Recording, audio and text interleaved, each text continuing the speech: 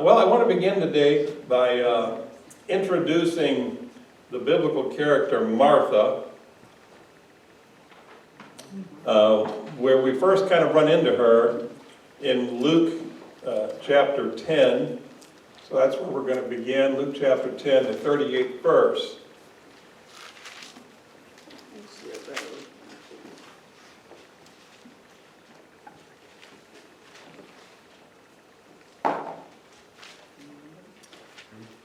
Luke chapter 10, verses 38 to 41, just a short passage here.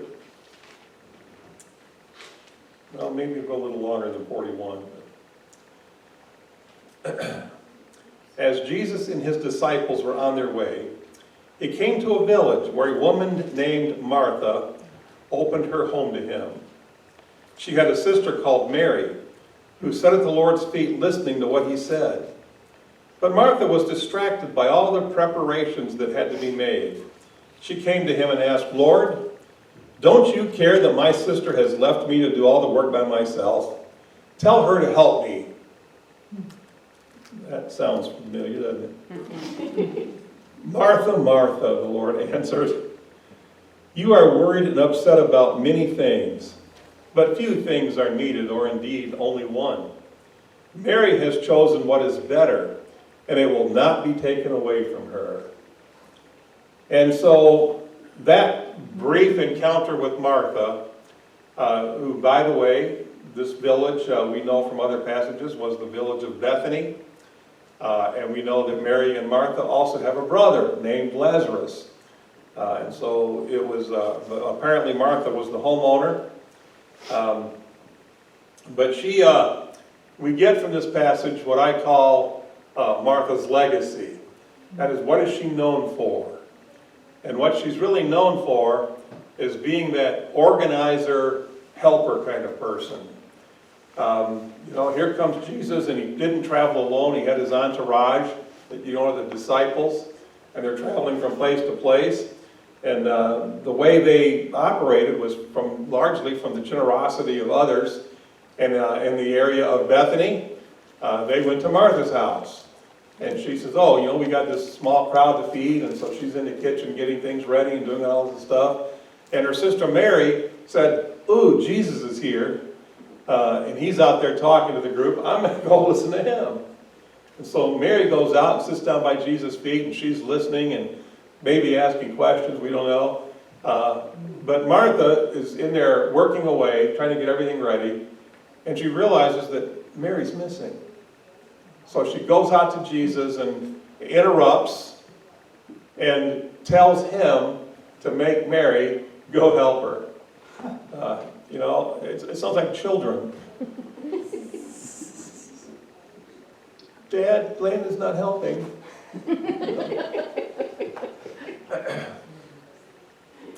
So that's going on. But another part of this that actually became a more important trait of hers that gets talked about was the idea that she was spiritually shallow. Here's Jesus in the flesh, in her house, teaching, and she's in the kitchen messing around. Now we could say, well, she wasn't messing around, it was important. Well, Jesus said there was one thing that was really important, and that was being with him, in relationship with him, talking to him, listening to him, and that he wasn't going to make Mary miss that. I think that Jesus, if you had asked him, he would have said, we can worry about dinner some other time. Why don't you join us? So she gets this reputation of being spiritually shallow. Mary's the one who cared about Jesus. Martha's the one who didn't. Martha's the one who was more concerned about the busyness of the world. And so, unfortunately, that's the reputation that stuck. Now, that's not the end of the story of Martha. And some other things happened in Martha's life that I want to talk about. I want to look at other things about Martha, in spite of the fact that her reputation was this reputation for being spiritually shallow. The next time we encounter Martha is in John chapter 11. This is a longer passage. I'm going to read beginning with verse 1.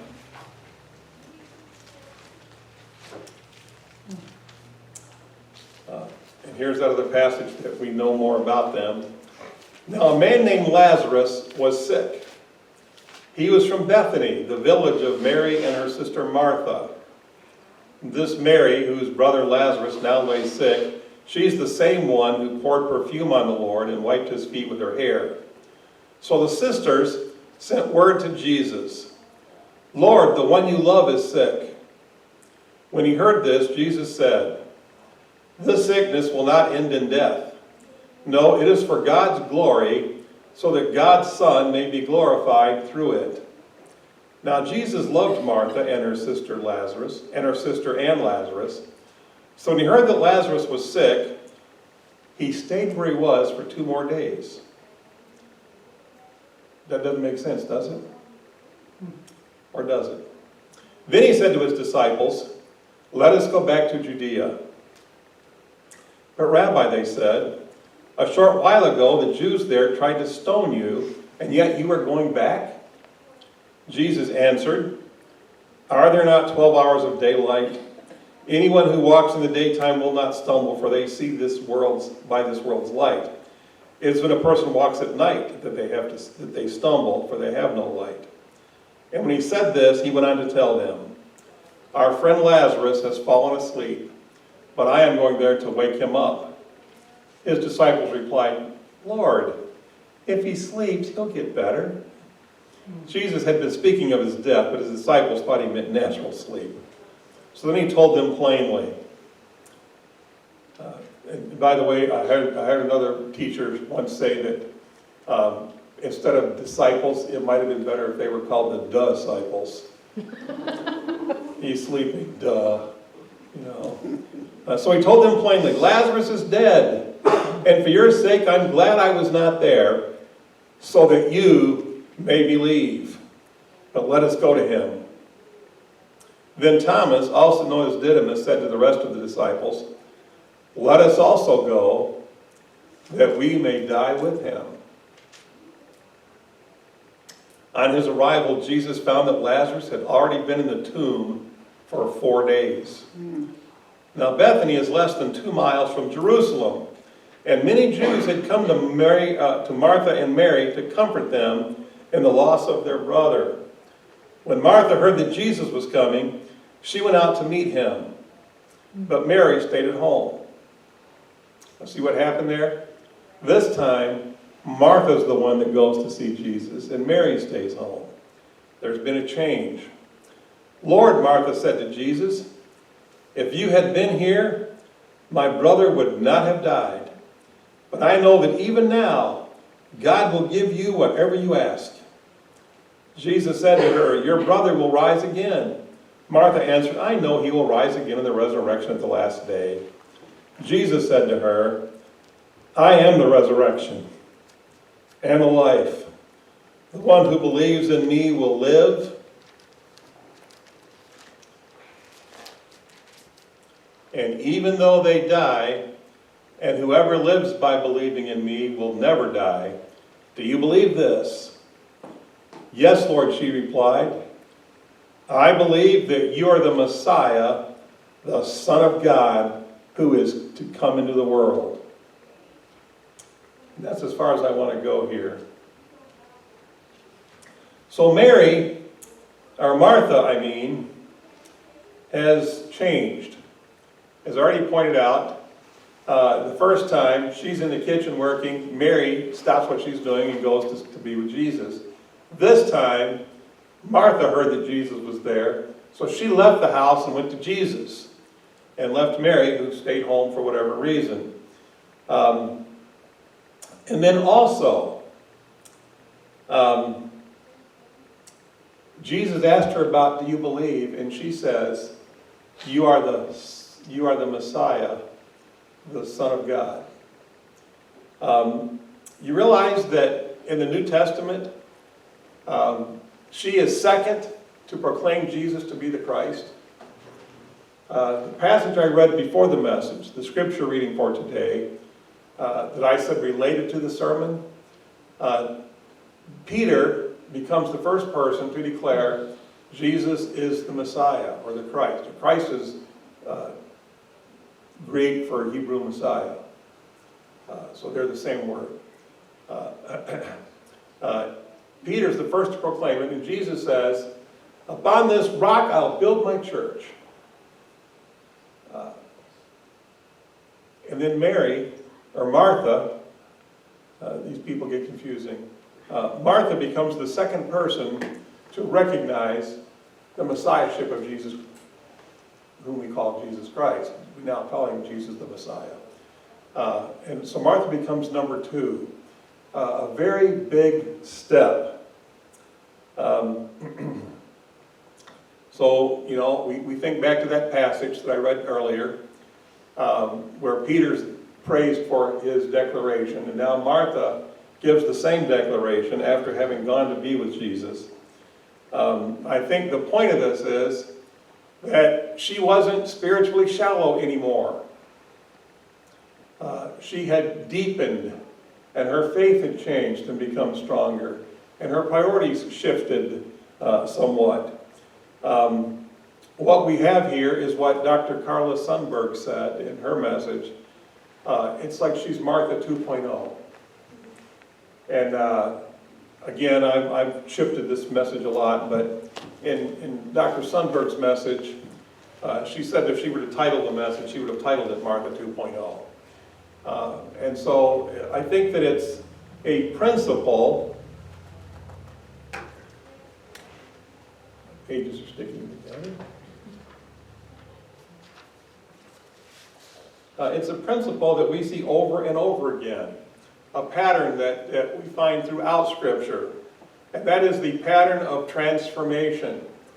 God and Jesus, they keep encountering people, confronting people, having some kind of engagement with people, and the people come away from that changed. Sometimes it's a growth. It takes a while. It might be days, weeks, months, in some cases years perhaps. But they come away changed. And so I want you to think about some of these transformations that God performs. So I could have chosen this morning, instead of Martha, I could have talked about Abraham 2.0.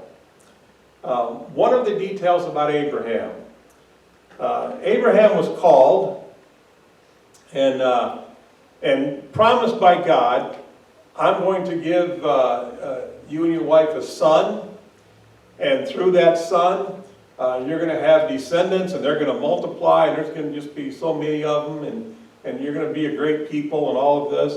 And so Abraham had this promise. And so, okay, Lord, I'm going to serve you and follow you. And then his wife kept not getting pregnant.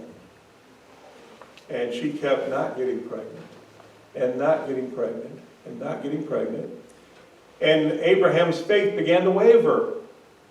And one day, his wife, and of course it was a different culture, his wife came to him and said, you know what? Apparently, you're supposed to have a son, but I'm not able to give you one. Take my servant and have a son by her, and that'll be your legacy. And so Abraham said, well, okay. And so he went and had relations with his wife's servant, who ended up pregnant, had a son. And then God comes back to Abraham and says, that's not the son of the promise. You know, you should have been patient, done it my way. Your wife is still going to have a baby. And she does. And so after all of that, Abraham now has a new son who gets older and older. And when the kid gets to be about 12 or so, God wants to test Abraham's faith and see where he is now. Has his faith matured, or is he still weak in the faith? And he says, Abraham, I want you to take your son, Isaac, let's not be confused here, that son, whom you love, I want you to take him out and sacrifice him. And so Abraham takes Isaac up to the place of the sacrifice, ties him down to an altar, is literally, physically, knife in hand, ready to slay his son Isaac, whom originally he didn't believe God would give him in the first place. And now God's saying, I want you to sacrifice him, and Abraham is that willing to do it. And then God stops him and says, I don't really want you to sacrifice your son. I wanted to see where your faith was. So Abraham went from a person who didn't trust God enough to give him a son, so he cheated with his wife's servant. And now we have him a few years later with enough faith and strength enough, transformed enough, that he's willing to sacrifice the son that he didn't think he was going to get in the first place and finally got. How exciting must that have been? Abraham 2.0. I could have talked about Moses 2.0. One of the earlier encounters with Moses, God comes to him and says, I want you to go to Pharaoh and tell him to set my people free. And Moses says, well, you know, I don't speak very good, I don't want to do it, I'm not the guy, why don't you send someone else? He literally begs God, please send somebody else. And God finally says, okay, take Aaron with you. And so Moses says, okay, I'm going to do that. So he takes Aaron with him, and when he first encounters the Pharaoh, he uses Aaron to help be kind of a spokesperson. And by the time he's encountered the Pharaoh 2 or 3 times, Aaron's still around, but Moses is doing all the talking, and Moses is displaying all the power, and Moses is doing so very forcefully. And he's threatening Pharaoh. Not always a smart move, but God told him to do it, so now he's doing it. Because Moses has dramatically shifted. He has been transformed, because that's what God does to people. He transformed them. I could have talked about Zacchaeus 2.0. Zacchaeus, you know, if you've been in the church as a child, you've probably heard this, you probably sang the song about Zacchaeus. Anybody know Zacchaeus? Zacchaeus was a wee little man was he. Climbed up in a sycamore tree for the Lord to see. The Lord said, Zacchaeus, you come down. So Zacchaeus was a tax collector. How many of you like tax collectors? Yeah, well, it's nothing today compared to then. You have to remember that then, in the time and place when Jesus was, the Roman Empire had conquered Israel and was occupying Israel. So Roman occupied Israel. And it was the Romans that were collecting the tax. So, you know, if we were invaded by a foreign country, and this foreign country said, now that we've captured you, now that we're occupying you, we're going to collect taxes, and here's what we're going to do.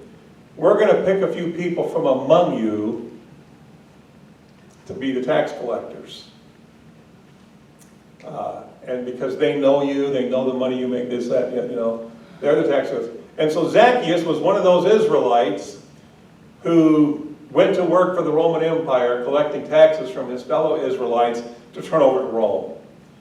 And the way Romans set this up, the way that Zacchaeus earned his living, was basically by cheating. He would tell them, okay, you owe the Roman Empire 10 denarius. And he would collect his 10 denarius, and he would put 3 in his pocket and give the other 7 to Rome. And that's just the way they operated. The more taxes he could collect, the more he could keep. And so they were really despised people. And for cause, to some extent. They had turned on Israel. They were cheating and lying and stealing from people and all this stuff. And so that's who Zacchaeus was. And then Jesus sees Zacchaeus and says, I'm coming to your house for dinner. And Jesus goes and they encounter each other. And before the meal was over, Zacchaeus gets up and says, you know what I'm going to do? Anybody I've cheated, I'm giving back multiple times the money I took from them. This day I'm doing that. Because Zacchaeus was a transformed person. He was one kind of person before he encountered Jesus and engaged with Jesus. He was a different kind of person after his engagement with Jesus. I could have talked about Mark 2.0. Mark, who we know of as the person who wrote the Gospel of Mark, there's a story in the book of Acts in which Paul and Barnabas and Mark take off on a mission tour together. They're going to go visit a bunch of cities and spread the gospel and this, that, and the other.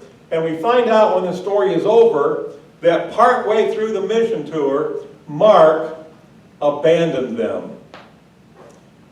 He just gave up the journey. Apparently, it was, he was weak and tired. We don't know. But the cause was such that they got ready to go on another journey. And Barnabas says, let's take Mark. And Paul said, no, we're not taking Mark. That's not a good plan. He's not a good choice. He abandoned us in Pamphylia, and I'm not taking Mark. And Barnabas said, oh, come on, let's take him. And they disagreed so strongly that Paul recruited Silas and took off for one area, and Barnabas took Mark and took off for another area. It was that much of a division between them over Mark. So we get the idea that Mark kind of wimped out and refused to keep going, or didn't like the sacrifices he was making. We don't know the exact cause, but it made Paul upset enough that he refused to take Mark with him the next time. But is that the way Mark's story ends? Years later in Paul's life, he's writing a letter to Timothy. We know 1st and 2nd Timothy. And in 2nd Timothy, near the end, he's giving Timothy instructions. He says, try to get here as soon as you can. And bring Mark with you. He's such a big help to me. Somewhere along the way, Mark transformed. He became a different kind of person. Now Paul wants him. And before it's all said and done, probably using Peter as a primary source, Mark wrote the Gospel of Mark. And so that's how different Mark's life became. He was a quitter in Pamphylia, and he was this great success later. So I could have used that example. Well, now it's time for a little congregation participation. Your turn. Name another biblical character 2.0. Who's another example from the Bible story you know that we can see was transformed? Don't be shy. Paul. Paul, in what way was he transformed? What was he like in the first place? Persecuted Christians. Okay, he was literally going from place to place persecuting the Christians. Then what happened? Damascus Road. The Damascus Road, he had a vision of God. He had that encounter, that engagement, and ended up becoming the first great Christian missionary, where he took all of these world tours at the time, the known world, and started all these churches, and wrote all of these letters to those churches that help us even today. Completely transformed person.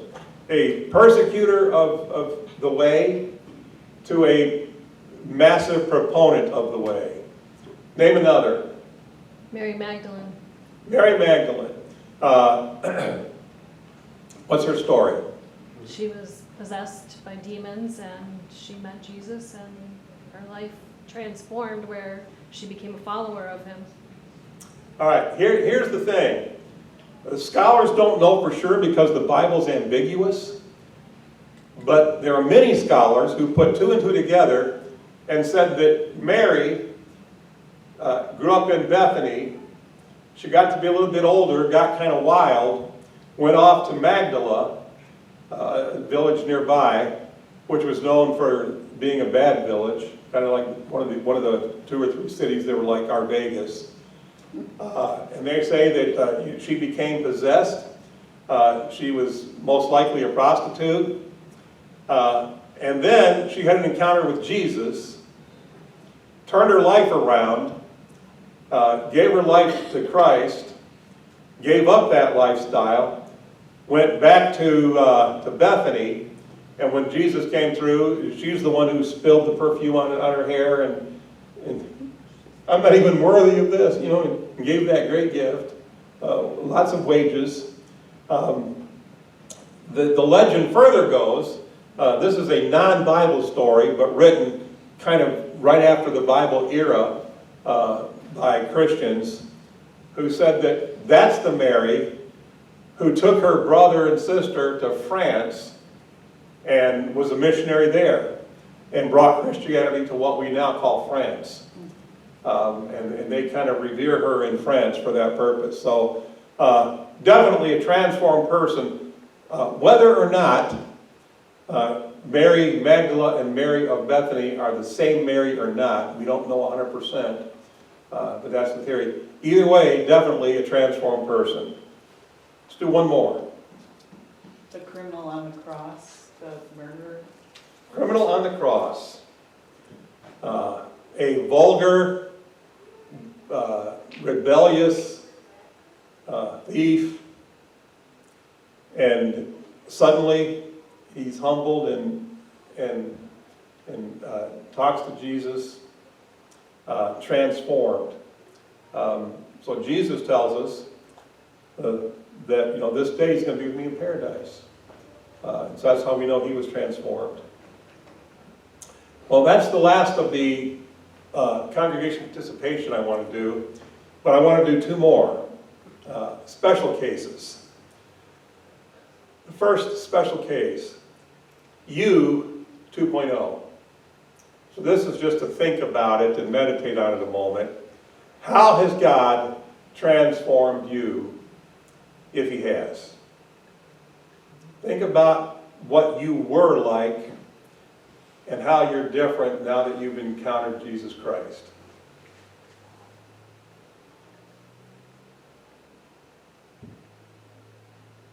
I had the opportunity getting to know Robin's mother's father before he passed.